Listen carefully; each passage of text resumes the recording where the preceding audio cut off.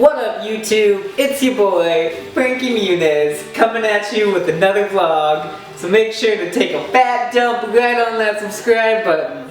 I don't know how people actually do that. That's incredibly exhausting. It's been about 2 years now since the last time I made one of these vlogs.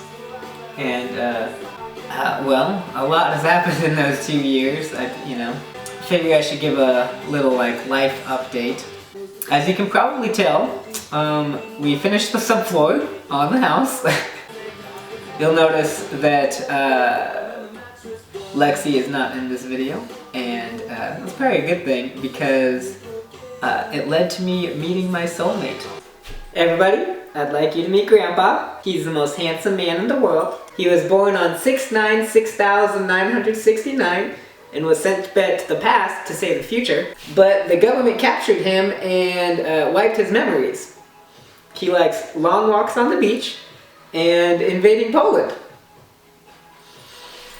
This whole ordeal of building this was not exactly what I thought it would be. I expected it to be hard, but I didn't expect how much stress that would actually bring with it. It's taken a lot longer than I initially thought. When started it, I thought it would be like maybe 8 months or something like that we would move in and it would be done, but it's been 2 years now and there's been a lot of progress on it, but it's still not I couldn't live in it yet. Hopefully it'll be at that point soon. Don't have a lot to do left until I can. I feel like I went into it with the wrong mindset. Tried to focus on getting it done as quickly as possible, and the reality of my situation though, I'm not in any rush to finish it at this point. I have an apartment, I have a roof over my head, I'm living, I'm saving. Well, it's not living in this yet, but I'm fine. So I don't see a reason to stress out about trying to get it done as quickly as I can. And plus, taking all of that burden off of myself really helps to make the process more enjoyable. Every time I come here now, I just get filled up with pride immediately. I've spent many hours just sitting in here looking at it, looking what I've built, and that's a big deal to me. There was a brief stint where I was thinking about selling it. I really considered it. I thought that I was going to for about 6 months. I'm really glad I didn't. I was having a conversation with a friend talking about our dream house, and it just slipped out of my mouth like, oh, my dream house is a tiny house. It struck me, that subconsciously, this is what my dream house is. A lot of people want these mansions that are, they're way over the top. This is it for me. I specifically designed it for myself, so it kind of makes sense, that it's what I would want to live in. Plus, now that I'm doing it myself, it brings me a lot of freedom. I don't have to worry about what anybody else thinks about what I'm building, which is nice. Overall, I would say that for the intended purpose of building this house, it was a mistake. It's taken an enormous amount of time, and an insurmountable amount of stress, and a lot more money than I expected it to. But at the end of the day, I don't regret any of the choices I've made, and through everything I've learned an immense amount about, obviously, construction, thank you Google, but also about how to deal with things when they go wrong. And a lot has gone wrong with this. I'm happy. I'm good with it.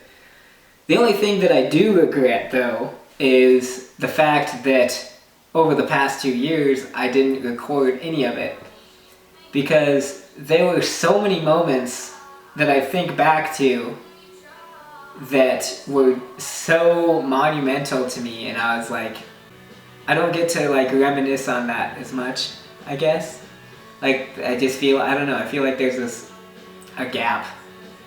You know, which is kind of why I'm making this video. I'm not like saying that in the future I'll make any more, because honestly, I probably won't. And it's not to say that I don't live in the moment or whatever. But you know, I like looking back on the videos and being like, okay, I remember that specific thing. Little side note, it has nothing to do with the house, but I've started climbing, do it a lot now, and I've gotten like suspiciously strong. Yeah, get a load of this.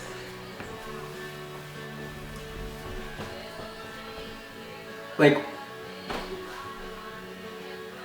I don't know, I didn't train for that.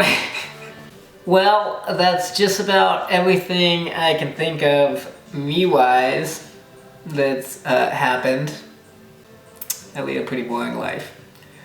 So now, I guess I'll do a little bit of like a construction recap of everything that happened since then.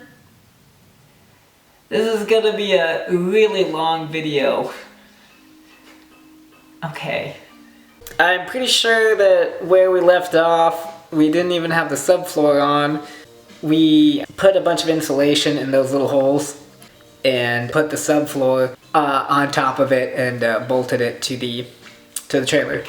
After that, we started building the framing.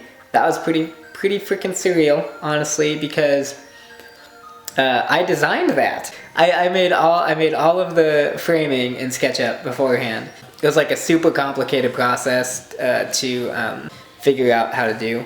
To see it come together, it's pretty real. We put up this back bathroom wall here first. I think I have a picture of it somewhere. I'm not gonna include it in this though, cause fuck you. Then basically built framed out these two, this wall here, and I think 3 sections. Then did this wall.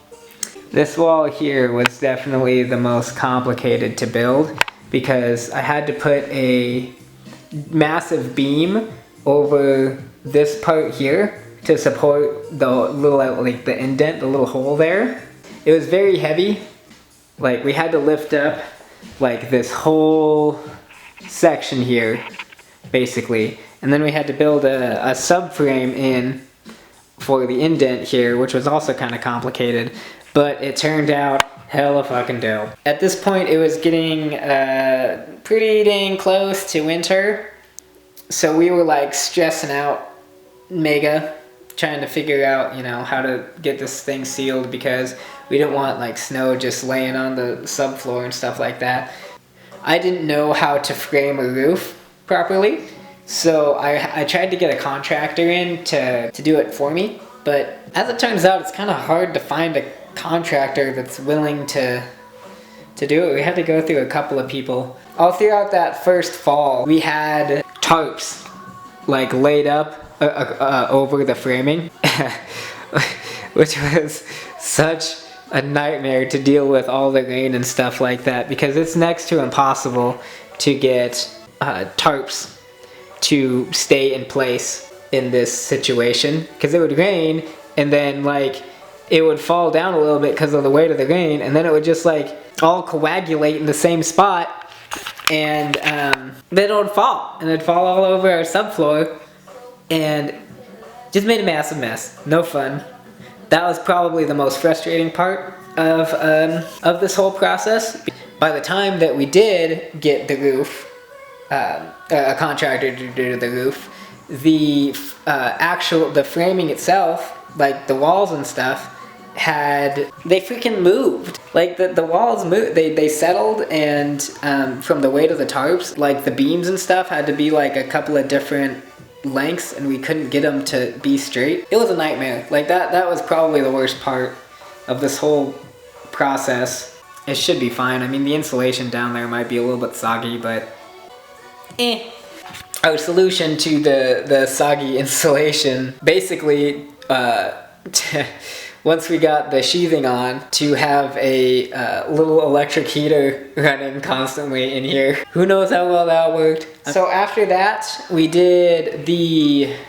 think we did the sheathing on the roof first, so that, you know, we wouldn't have to deal with the tarps anymore. Then we did the sheathing on the walls. That was a nightmare too. So my framing ended up pretty good, you know, like it's very sturdy and everything like that. It's very safe and all that kind of stuff. I didn't know how important it was for things to be within like 4 or 8 foot increments for the sake of sheathing and siding and all of that kind of stuff. So all of the walls and stuff we had to like make these ridiculous cuts for all of our sheathing, and it made it like a really complicated process. Since all like the framing settled and was all out of place, there were like weird angles all over the place too, which is like, we cut out all the windows out of the house. It seemed to be stuck there for a little while for some reason. I don't remember why. We weren't out of money yet, and I don't exactly remember why, but it sat like that for a little while.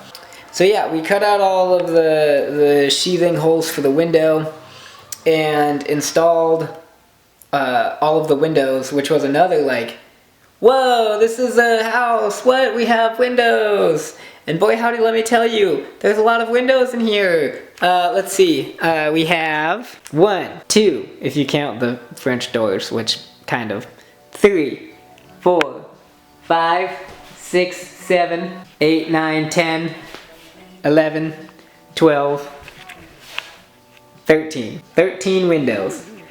That's not including skylight. Gotta say, for 220 square feet, that's a lot. Most of this house is windows, so I mean, neat. So yeah, we had all the windows installed.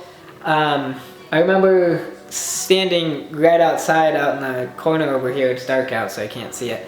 But and looking at it and be like, oh wow, look at what we did. Wow, this is my design coming to life. Basically, all of these steps too, I was just like freaking out, like so, like wow, my dream's becoming a reality. Get a load of this. How fascinating, right? That's when the leaks happened. So for a very long time, this whole like ceiling area here leaked like crazy. Had to come in with towels all the time and, you know, fix it. Kind of sucked. We went through and put the ice and water shield all across the roof. I'm pretty sure that fixed it, I think. Haven't seen any leaks since I put the drywall on a couple months ago, so hopefully that's good. So yeah, then put on the siding, painted it. It's beautiful. I don't know, I'll show you pictures of it maybe if you're lucky. After I got the siding on, started running all the plumbing and the electrical, and I basically left this up to the contractor that we had at the time, Rich. He was a really cool guy. Very glad that I did that though, because it turns out that plumbing is more complicated than I thought it was. Hopefully the electrical works. Don't know yet, haven't tested it. I'm pretty sure the plumbing works pretty well though, so cool. So eventually there's going to be a fireplace over here, as you can see by the propane line. Where the chute needs to go, there's plumbing lines all throughout there, so it's going to be kind of dangerous, you know, trying to puncture a hole in that and not fuck up all of our plumbing.